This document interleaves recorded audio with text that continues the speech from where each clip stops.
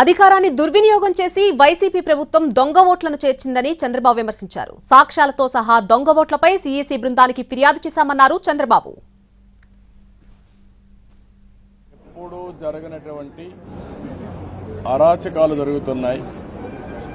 ప్రజాస్వామ్యాన్ని అపహాస్యం చేసే పరిస్థితికి వస్తున్నారు. ఇంతవరకు మీరు చూస్తే కేసులైతే మా మీద విపరీతంగా బుక్ చేసి అంటే ఎక్కడ కూడా పనిచేయకుండా చేయడం కోసం రాజకీయ పార్టీల కార్యకర్తల్ని లేకుంటే అందులో పనిచేసే వ్యవస్థనే మొత్తం సర్వనాశనం చేయాలి, నిర్వీర్యం చేయాలని ప్రయత్నం చేశారు.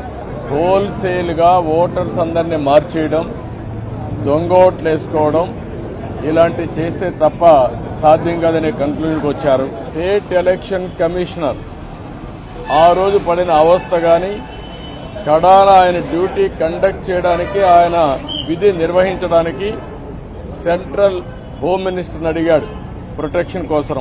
కుటుంబాన్ని ఆయనకు సెక్యూరిటీ కావాలని అడిగే పరిస్థితి అవి కూడా ఇచ్చాం. ఎప్పుడూ